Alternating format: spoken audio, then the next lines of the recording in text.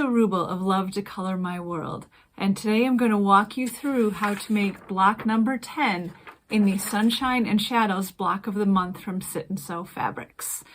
If you've already been sewing along with us this whole time, fantastic. If not, make sure you head over to Sit and Sew Fabrics and grab the block of the month kit. We'll have all the yellow, white, and gray fabrics you need to put together this quilt behind me.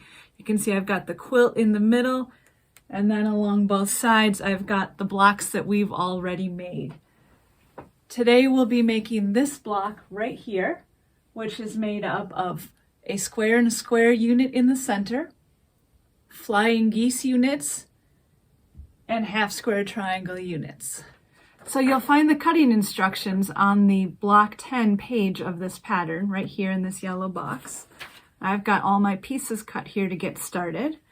So I'm going to start with the square and a square unit in the center. So I've got my yellow square that will go in the center, and I've got my 2 white squares. I'm going to start out by cutting both of these in half diagonally. So I'm going to line up my ruler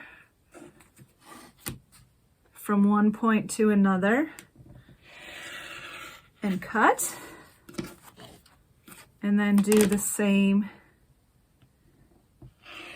on the second one. Okay, so what we're going to do is to position these triangles around the outside of my yellow square, and in order to sew them on straight, I'm going to take each of these triangles and fold them in half and find that center point and just give it a tiny little press. And then I'm going to, so I'll do that for all 4 of my triangles. I'm also going to do it for my center yellow square. So now that I've got the centers marked on my center square and on these triangles, I'm going to start with opposite sides, and I'm going to match up those 2 center points that I pressed in and put a pin in. I'm going to put in a couple others as well, and I'm going to do the same thing on the opposite side.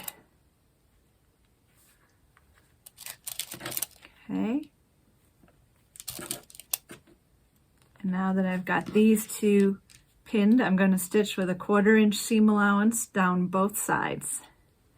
I've got my first 2 triangles stitched on, and when I go to press, I'm going to press the seams toward the white triangles, so away from my centers.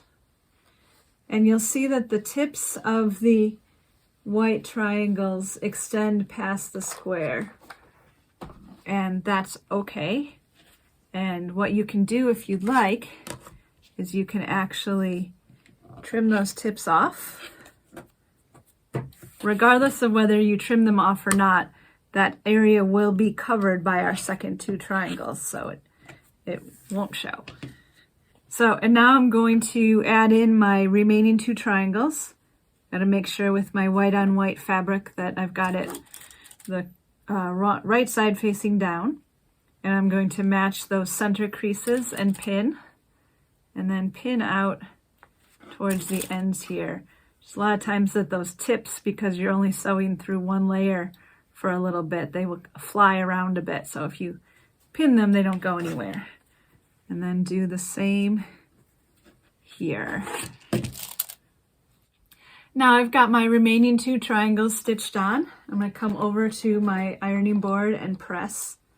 And same way I'm going to press the seams out toward the white triangles. And then our last step with this center unit is to square it up.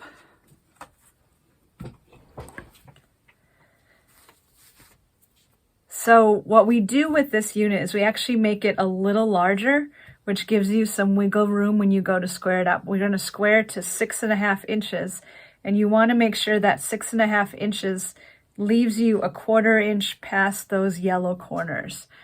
So I'm actually going to look at my ruler and get to about the 3 1/4 inch mark on all sides, and then down at the bottom it will be the 6.5. And then I'm going to trim 2 sides at a time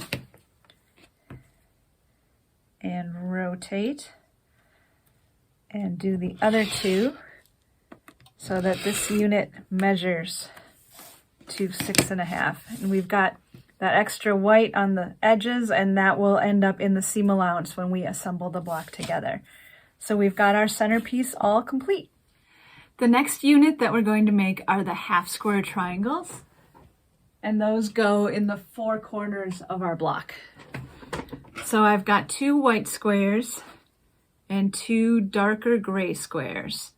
And I'm going to start out by drawing a diagonal line on the wrong side of both of my white squares. Okay. My marker is kind of a lighter blue, so you may not be able to see it that well, but got my line there. And then for each of them, I'm going to lay the marked white square on top of the gray square.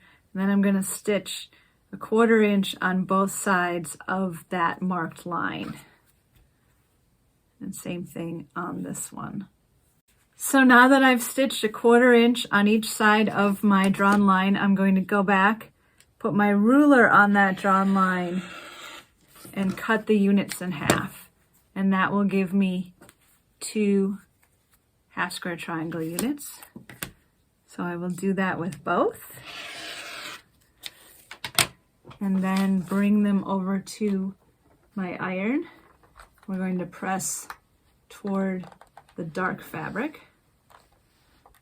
And then our last step is to trim each half square triangle to 3.5 inches.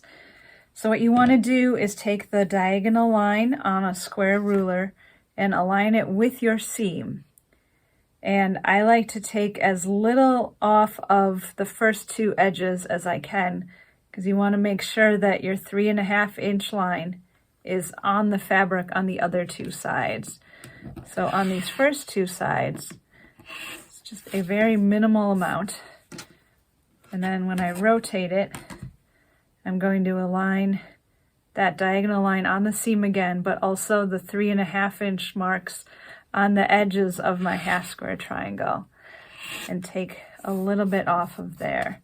So it's just a tiny bit that comes off, but it totally enhances the accuracy of your half square triangle. So let's look at one more. Going to align that diagonal and make sure my 3.5 inch lines are on my fabric, and then rotate it, line up the 3.5 inch lines and my center diagonal, and trim. So I've got my center square, I've got my 4 half square triangle units, and the last units we need to make for the block are these flying geese. Now these flying geese use 2 different grays, a dark one and a light one, and then white for the background. And the most important part of these blocks is to make sure that you've got the light and the dark gray on the correct sides of your background. So I am going to put down my white background, and I'm putting my light gray square on the left and my dark gray square on the right. So I'm just going to leave that one up there as a reminder while I make the other 3 to make sure that I don't get them mixed up. So I'm going to start out by drawing a diagonal line on the wrong side of my 2 gray squares for the unit, just like we did on the white squares for the half square triangle unit.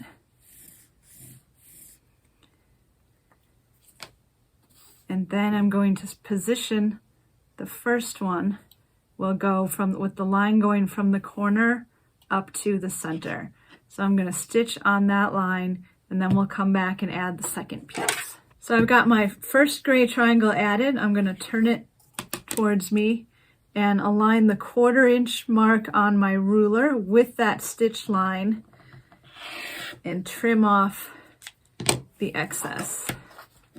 And I will take that over to my ironing board and press that triangle open.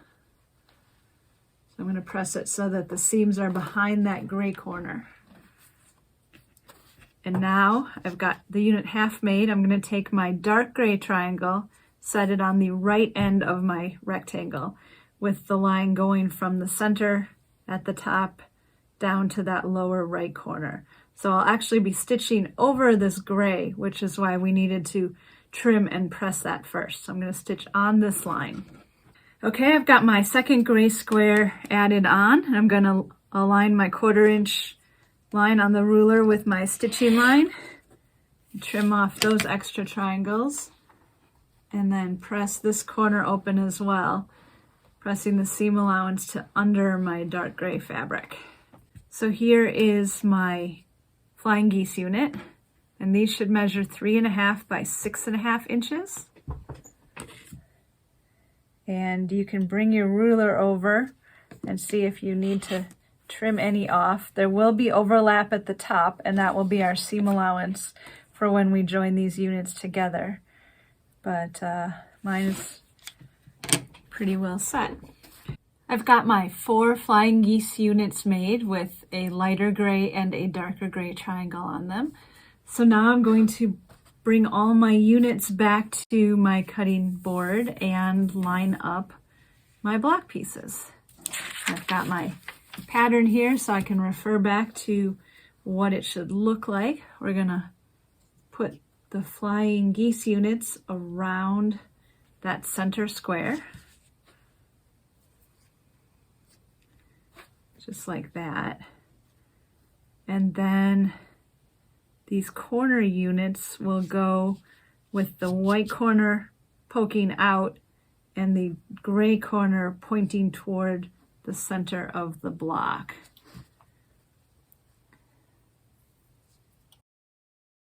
Okay, so the first thing I'm going to do is sew these 2 side units to my center unit. So I'm going to flip this over, and what you want to do is put your pin through the intersection of the seams for your Flying Geese unit, and then find that same spot on the center unit. And by aligning those units, you will end up with a great point.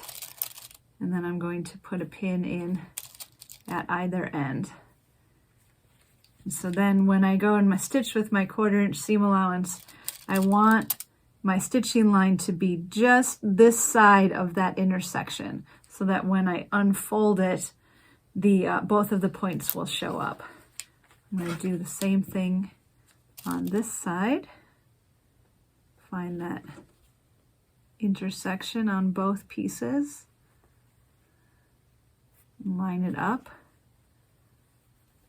And then I will stitch both of these sides at once, come back and press them, and we'll work on the top and bottom rows.